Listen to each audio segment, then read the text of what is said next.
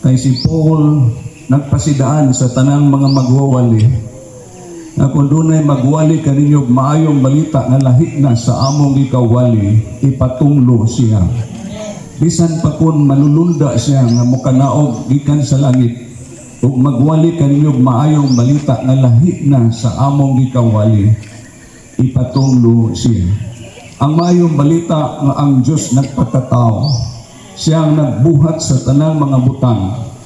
Kung si Moises gigamit sa Diyos sa pagluwas sa Israel gikan sa pagkaulipon sa Ehipto, aron dadon sila sa promised land nga may kagawasan sa pag-ulipon sa mga Ehiptohanon. Sa atong kapanahunan karon, kining kalibutan ni kataganan ni sa kasuko sa Diyos. Dili malipayong adlaw ang pag-abot sa Ginoo o sa kaadlaw sa panimalos.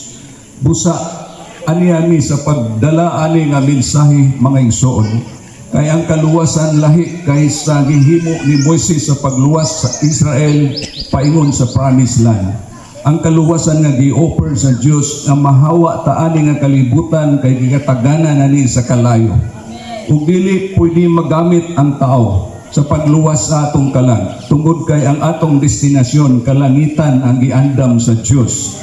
Nagkinahanglan tag Dios nga manluluwas aron ta madala gikan ani nga kalibutan ngadto sa kahimayaan nga iyang giandam. Meaning tulo ka mga higayon sa among mga pagwali, among gihulagway kung unsa ang pag-anto sa atong Ginoo aron tagaan ta og mensahe mga igsoon.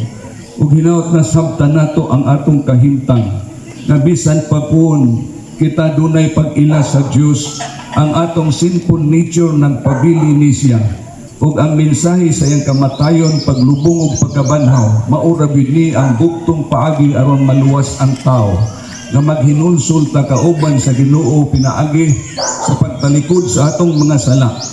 Ug kinahanglang bautismuhan ta sa iyang ngalan sa kapasayloan sa atong mga sala, kay walay usa nato nga makaadto sa langit kung nagpabilin tang makasasala. Nagkinahanglan ta sa naula na dugo nga nagdalag katugsanan sa atong mga sala, ug mahimong epektibo lang ang dugo sa Ginoo nga naula na himo ni pila na kalibo ka tuig, pero epektibo ni kung atong dawaton ang iyang ngalan. Ang ngalan ni Kristo hulad sa gahong nga naula, ang gahong sa dugo nga naula dito sa Kalbaryo.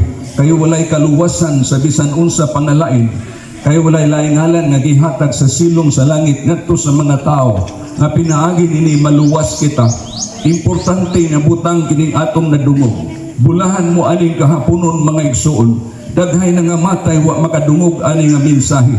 Apan gi-bless mo aning kahaponon, ani ang Dios akong nabatyagan sa iyang dakong paghigugma kanato. Dili paulahi ang tanan, nagtug-an ang kinaiyahan nga duol na magabalik ang Dios. Linog ang matay kagubot sa atong kapanahunan, nagtug-ani nga duol na ang pagbalik sa Ginoo. Kinahanglang matubag ang pangutana kung unsaon kita maluwas, ug wala na may bago na aning kahaponon sa tulo ka higayon na among gisaysay ang paagi na kita maluwas, na pinaagi sa kamatayon, paglubong ug pagkabanhaw sa atong Ginoo, bugtong agianan nga kitang tanan maluwas. Wala mi maghisgot og religion, ang among hisgutan kaluwasan ni sa atong mga kalag mga igsoon. Ug dili lang kay kami maoy mangigi sa kaluwasan, gi-offer ni sa Ginoo panglakaw mo sa tibuok kalibutan ug iwali ang maayong balita. Nadunggan nato kini nga mensahe aron maturok ang atong pagtuo, kay walay pagtuo nga muturok kung walay pagwali pinaagi sa atong Ginoo Hesukristo. Nakadaya ang atong pagtuo sa kalibutan, pero ani nga kahaponon mga igsoon, ang pagtuo na diin magdala nato sa kaluwasan mo ang pagtuo sa Dios nga nagpakatao. Siya namatay gilubong na banhaw, kita pod kinahanglang mamatay ta kauban sa Ginoo pinaagi sa paghinulsol. Lubong ta kauban sa Ginoo diha sa bautismo sa yanganan sa kapasayloan sa atong mga sala. Ug dawaton nagisaad nga Espiritu Santo aron nga ang Dios magpuyo sa atong kinabuhi, mao ni magdala kanato sa gingharian nga iyang giandam. Hinaot ani kahaponon usa ka pag-agda kanatong tanan mga igsoon. Paghatag ni panahon sa mga pag-ampo, usa ka pangutana Doon na bagay mo dawat kini sa Ginoo sa bautismo sa tubig sa iyang ngalan. Giibitahan ko kamo, umari ka na ko kamong tanan na nabudlay o nabugatan.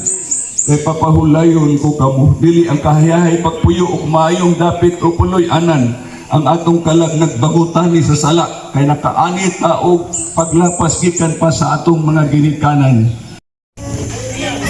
Ay gusto niyang maluwas ta. Pero ang tawag sa Diyos wala na mo balibari. Sa alipag Kaluya ang inyong mga kalag. kailan sa Diya ka sa kaluwasan. Kitugot ng imong pagtawag. Pilipas niya nga ni kahapunan. Ikaw galing. makinig ko sa Silisulag ba ni kahigayon? Iplano ni sa Diyos sa inyong kinabuhi.